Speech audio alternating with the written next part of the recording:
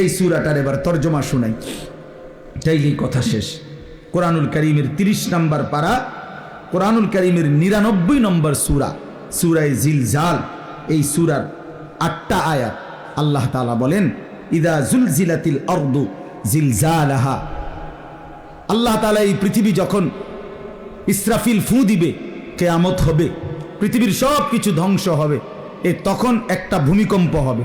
প্রথম ওই ভূমিকম্পে কাঁপতে কাঁপতে জমিনের উপরে যা কিছু আছে, মানুষ, গরু, ছাগল, কীট পতঙ্গ, জন্তু জানোয়ার, অর্থ সম্পদ, ঘর বাড়ি, দালান, বিল্ডিং, স্বর্ণ রৌপ্য যা আছে সব কিছু প্রথম ফুৎকারে কাঁপতে কাঁপতে ভূমিকম্পের মাধ্যমে জমিনের তলদেশে চলে যাবে। সব জমিন পুরা ফাঁকা। নির্দিষ্ট সময় পরে আল্লাহ তাআলা আবার ইসরাফিল আলাইহিস সালামকে সৃষ্টি করে আবার বলবেন, এবার দ্বিতীয় ফু দাও। এই দ্বিতীয় ফু যখন আবার দিবে, এই কথাটা এখানে বলতেছে, ইদা জুলজিলাতিল আরদু জিলজালাহা। জমিন তখন আবার কাঁপতে শুরু করবে, ভূমিকম্প হবে আবার দ্বিতীয়বার।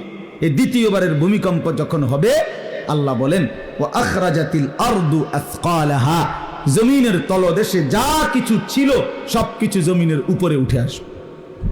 মানুষও, জন্তু জানোয়ারও, অর্থ সম্পদ, স্বর্ণরৌপ্য সব কিছু মাটির নিচে আবার খালি। একটু আগে কোনটা খালি ছিল? মাটির উপরটা। এখন খালি হয়ে গেছে কোনটা? মাটির নিচটা। সব উপরে আসবে। একটা আশ্চর্য কথা শোনেন, এই আয়াতের তাফসিরে আছে, নবী সাল্লাল্লাহু আলাইহি সাল্লাম বলেন, মাটির নিচের সমস্ত স্বর্ণ রৌপ্য মণি মুক্তা হীরা জহরত অর্থ সম্পদ সব মাটির উপরে স্তূপ হয়ে যাবে এই হাসরের মাঠে। আর ওইগুলো আল্লাহর কুদরতে এগুলোর জবান খুলে যাবে। এই টাকা পয়সা স্বর্ণ রৌপ্যের তাকিউল আরদু আফলাদা কাবাদিহা, মানে জমিনের ভিতর থেকে স্বর্ণ রৌপ্য মণি মুক্তাও বাইর হবে।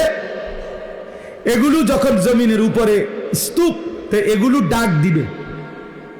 এই স্বর্ণরৌপ্যগুলো ডাকবে মানুষকে, ডাক দিয়ে বলবে, হে অমুক, নাম ডাক দিয়ে বলবে, এদিকে আসো।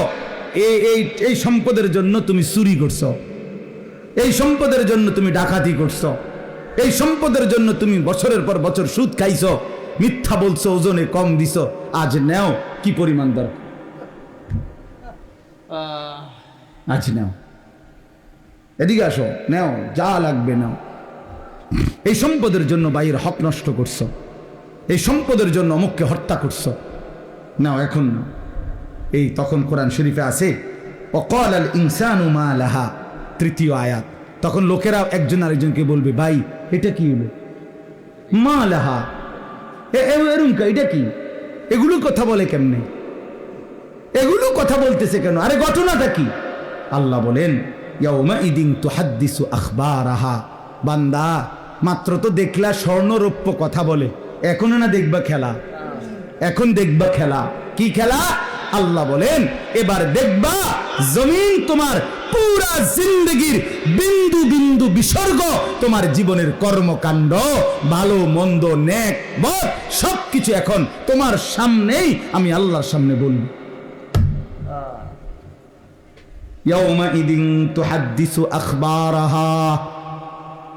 জমিনের মধ্যে যত খবর, জমিন সব কিছু মালিকের সামনে পেশ করবে, সব কিছু বলবে, সব কিছু বলবে। তোমার রাতের গুনাহ, দিনের গুনাহ, একাকীর গুনাহ, প্রকাশ্যের গুনাহ, তোমার রাতের তাহাজ্জুদের সেজদা, আবার মসজিদের জামাতে নামাজ পড়েছো সেই সেজদা, সব বলবে মালিকের কাছে, কিছুই আড়াল হবে না। আল্লাহ কোরআনে বারবার বলছে, বান্দা আড়াল করতে পারবা না, আড়াল করতে পারবা না। সবাই বলবে, কিভাবে জমিন কথা বলে, কিভাবে স্বর্ণরৌপ্য কথা বলে। অন্য আয়াতে কোরআনের অন্য জায়গায় আছে, ওয়া শাহিদা আলাইহিম সামউহুম ওয়া আবসারুহুম ওয়া জুলুদুহুম। আল্লাহ বলেন, তোমাদের কান, তোমাদের চোখ, তোমাদের সারা দেহের চামড়া আমি আল্লাহর সামনে তোমাদের জিন্দেগির সব কাজ সম্পর্কে সাক্ষী দেবে। শরীরের প্রতিটা চামড়া কথা বলবে।